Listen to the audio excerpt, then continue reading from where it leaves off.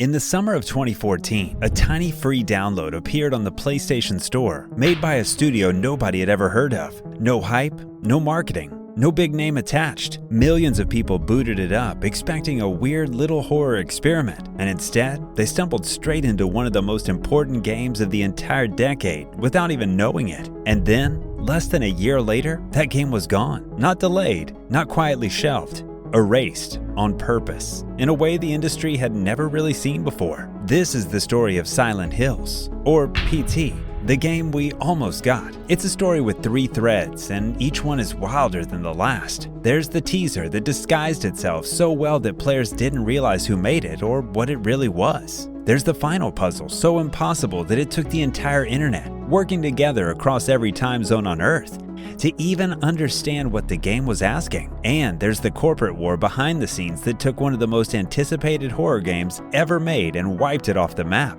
By the end of this, you'll understand why people are still paying over $1,000 just to play a demo that once cost nothing. Let's get into it.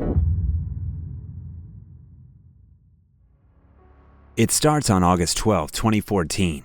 During Gamescom, a strange little file quietly went up on the PlayStation Store called simply PT. It was free, it was tiny, and it was credited to a developer called 7780 Studio. Nobody knew that name because it didn't really exist. There was no track record to look up, no history, nothing. Just a horror demo from a ghost of a company. And that was the whole point. And at first, that mystery was the whole experience. Nobody playing it that night knew what they were touching. There was no Silent Hill logo, no Kojima name, no hint of a bigger game anywhere on the surface. Players genuinely thought they had found some strange one-off horror project from a studio that would never be heard from again. So they did what gamers do. They started digging, sharing clips, comparing notes, trying to work out what this haunted little hallway actually was. The game was spreading like a rumor before anyone even knew there was a secret to uncover.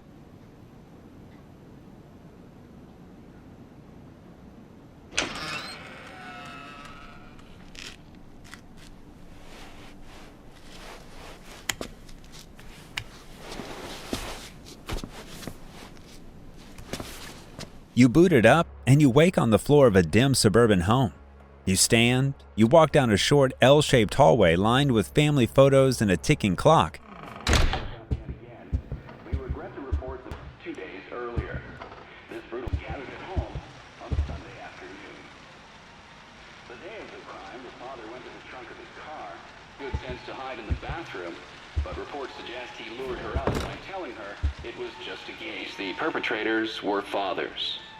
State police say this string of domestic homicides. And you push open the door at the end, and you find yourself right back at the start of the same hallway. So you walk it again.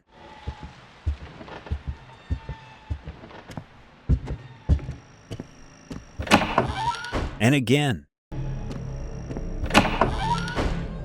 Every single lap, something is a little different.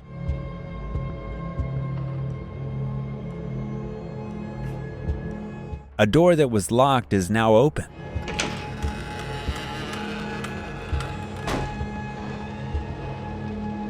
The radio in the corner crackles to life with a chilling news report about a father and the family he destroyed. The girl was found shot once in the chest from point-blank range. The mother, who he shot in the stomach, was pregnant at the time. And slowly you realize the walls around you are soaked in something far worse than a haunted house cliché. There's a crying, malformed baby left in the bathroom sink.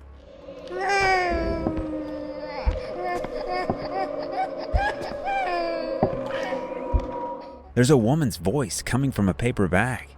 And there's her, Lisa, a broken ghost who appears in doorways and reflections, and if she catches you, the whole nightmare snaps back and starts again.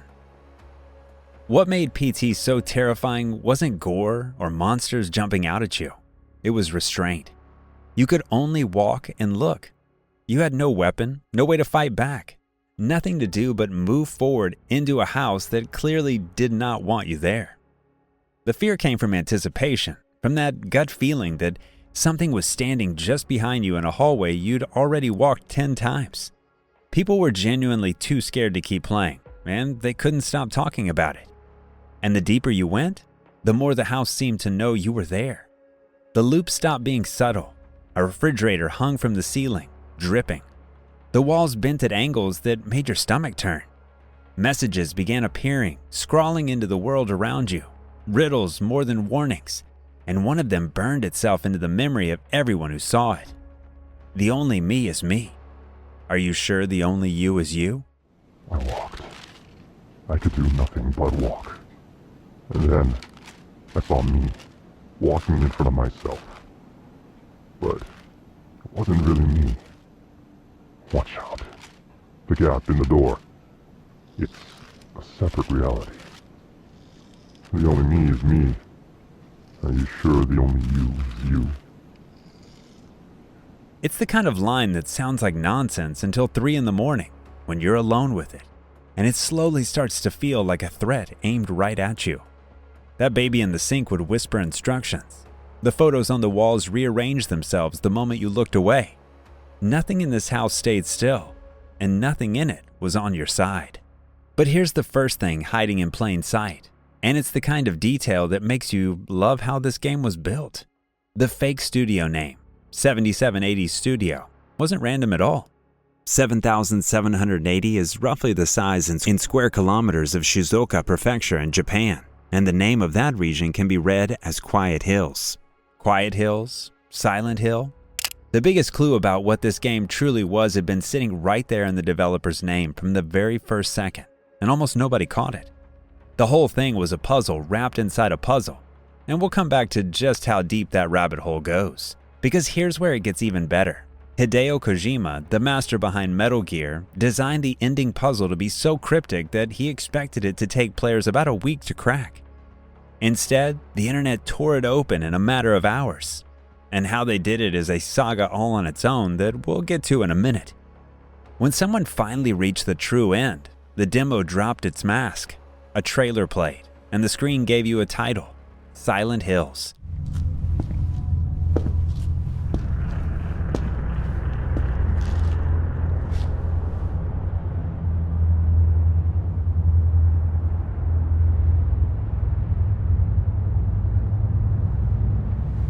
And then 2 names that made jaws hit the floor: Hideo Kojima and the legendary filmmaker Guillermo del Toro.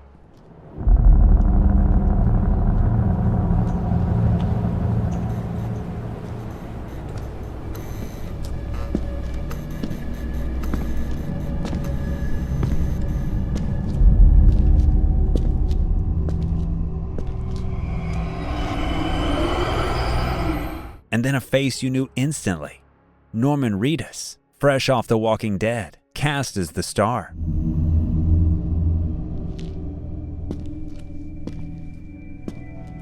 This wasn't some no-name experiment. This was a brand new mainline Silent Hill from one of the greatest minds in the game, one of the greatest minds in horror cinema, and a Hollywood lead, all hidden inside a free download that had been sitting there the whole time. And then there's the name itself, PT. It turned out it stood for Playable Teaser, a format that barely existed before this moment. Not a demo you play to sample a game, but a teaser you have to survive just to understand what it's teasing. Kojima had taken the most forgettable thing in the industry, a marketing trailer, and turned it into a global event people would still be talking about a decade later. And the technology under the hood was the same Fox engine that powered Metal Gear Solid 5. Which is exactly why a plain suburban hallway could look and feel that unnervingly real. Every single piece of this thing was engineered to pull you in closer, and it worked on millions of people at once. The reaction was pure electricity. Within weeks, PT had been downloaded more than 1 million times. Silent Hill had been a sleeping giant for years, and suddenly, it was roaring back with a dream team nobody could have imagined. This was, by every measure, going to be one of the biggest horror games ever made. And that is exactly what made the rest of this story so hard to tell, because at the very moment fans were celebrating, the thing that would destroy all of it was already in motion. Hold that thought, because we're going to need it.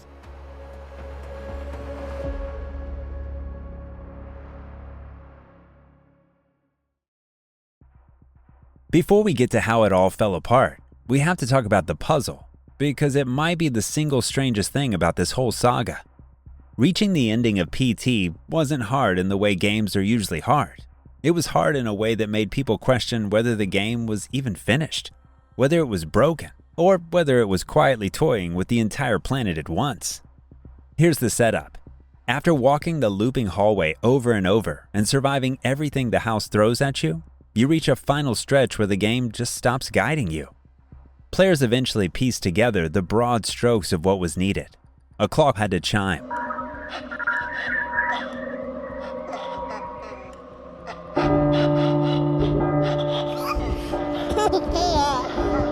A baby's laugh had to be triggered 3 separate times, and only then would a phone ring.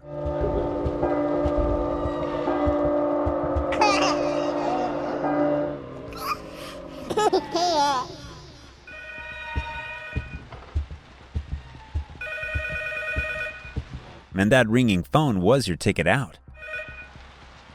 You've been chosen. Simple enough on paper, except in practice, it was maddening. The first laugh people could get, the third people could get, but the second laugh seemed to fire completely at random. Players would do the exact same actions twice in a row and get 2 totally different results. It felt less like solving a puzzle and more like begging a haunted house for permission. So the theories started flying. And this is where it gets genuinely fascinating, because some of them are brilliant and some of them are gloriously insane. Let me lay out a few of them, and you can decide for yourself which one you believe. The first big theory was all about a number. On the loading screens, players kept seeing the sequence 204863. 204863. 204863. Somebody noticed it looked a lot like a birthday, and specifically like Hideo Kojima's own birthday. It was the kind of connection that feels too clever to be a coincidence, a secret signature from the creator hidden in the code. The problem, and the reason a lot of people threw it out, is that the digits never quite lined up clearly with his actual date of birth. There was a stray 0 that didn't fit. So was it a real clue that people were slightly misreading? Or was it our brains doing what they always do, finding a pattern in noise because we wanted one to be there? To this day, people argue about it. Then there was the theory that made PT a global event. A lot of players became convinced the puzzle was never meant to be solved alone. The demo was scattered with hidden messages, some of them in different languages, and the belief spread that cracking it required the cooperation of people all over the world, each holding one piece, comparing notes across forums at 3 in the morning. Whether or not that was literally true, something beautiful happened because of it. Strangers who would never meet started to work the problem together, translating, testing, filming their screens, and PT stopped being a demo and became its own living urban legend, solved by a crowd instead of a person. And then there's the wildest one of all, the microphone theory. Some players became convinced that the game was secretly listening to you. The idea was that you had to speak into the microphone built into the PlayStation controller, and not just any sound, but a specific word.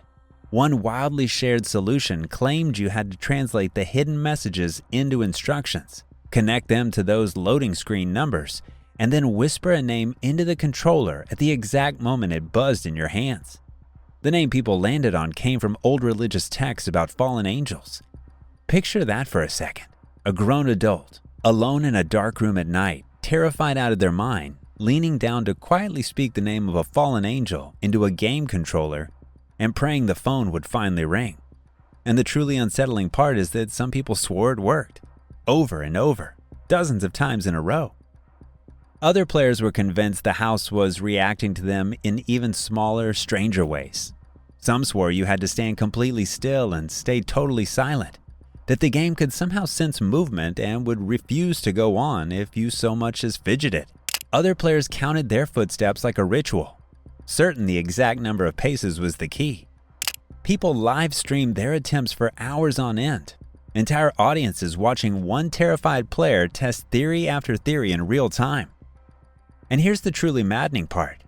Even when somebody posted a clear step-by-step solution that had worked flawlessly for them, other people would follow it to the letter and get absolutely nothing. The phone would just sit there in silence. It was as if the game was deliberately refusing to be pinned down. So which was it? A hidden birthday? A worldwide group effort? Or a game that wanted to hear your voice? The honest answer is that even now, years later, there's no single clean solution everyone agrees on. Different people found different combinations that seemed to work for them, and the exact logic behind that random second laugh was never fully nailed down in a way that satisfied everybody. And maybe that's the genius of it all. Kojima built a puzzle that didn't just challenge you, it made you doubt reality, doubt your own senses, and reach out to strangers in the dark for help. It turned solving a video game into a genuine mystery and turned the players into a community. Remember that idea, a game that pulls people together against something bigger than themselves, because it's about to cut the other way completely.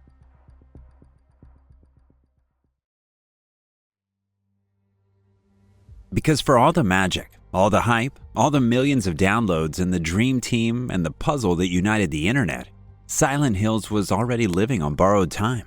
And the reason had nothing to do with the game itself. It had everything to do with the relationship quietly falling apart behind closed doors.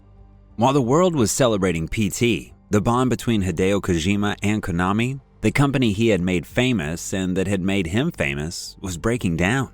The exact details have never been fully spelled out by either side, but the picture that emerged was of two visions that simply could not fit in the same building anymore. Kojima wanted to make enormous, cinematic, Hollywood-scale productions, the kind that cost a fortune and take years. Konami, it seemed, wanted to go a different direction entirely. And when a superstar creator and the company signing his checks stopped wanting the same thing, the expensive, ambitious, risky project is always the first casualty. That project was Silent Hills. In 2015, the news landed that fans had refused to believe was possible. Silent Hills was canceled. Not paused, not reworked. Dead. Guillermo del Toro, heartbroken, spoke about how much he wanted to make it.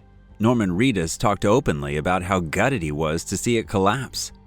A game that had every ingredient to become a masterpiece was gone before a single full level ever reached the public.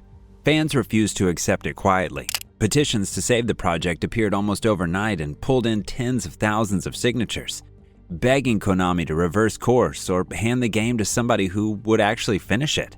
None of it moved the needle.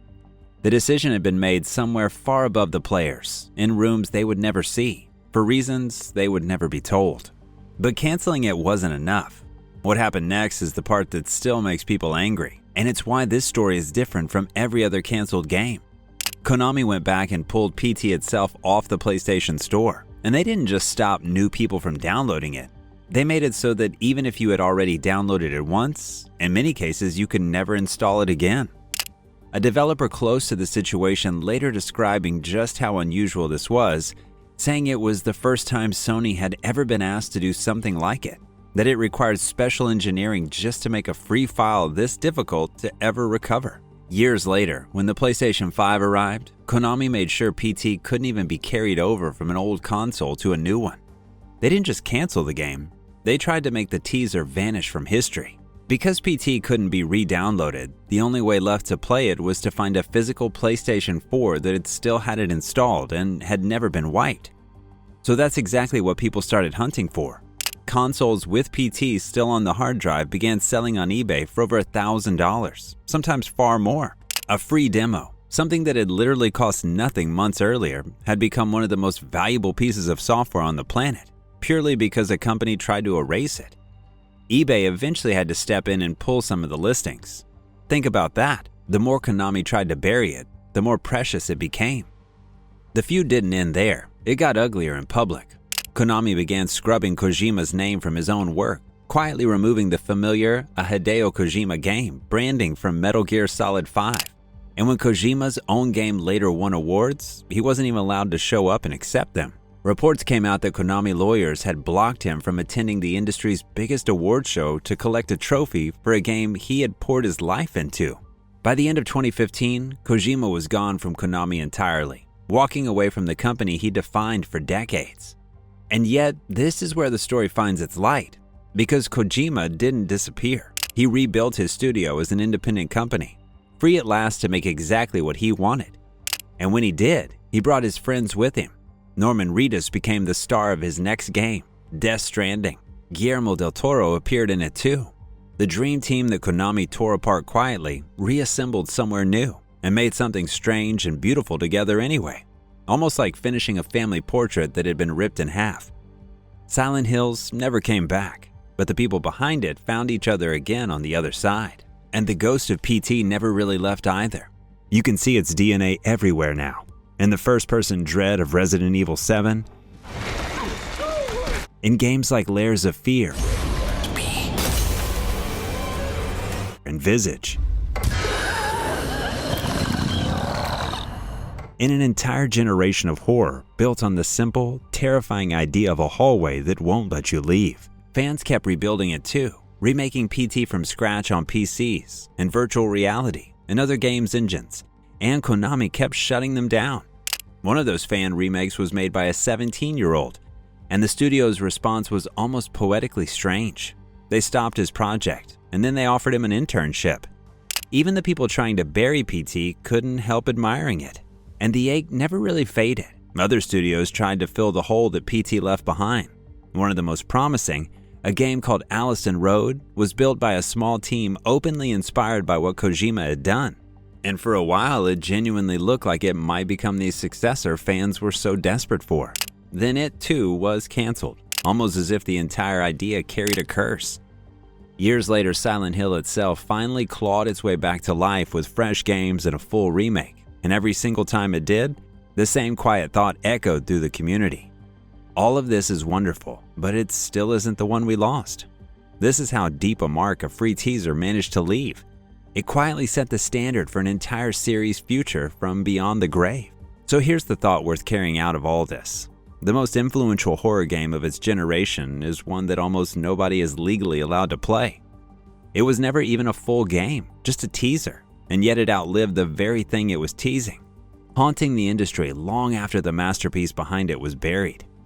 Silent Hills is the game we almost got, and PT is the ghost it left behind, still walking that endless hallway, still refusing to let us forget what could have been.